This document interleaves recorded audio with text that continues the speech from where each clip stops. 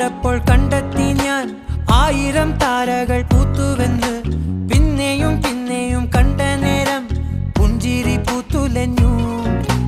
കാണാതെ വയ്യെന്ന തോന്നലായി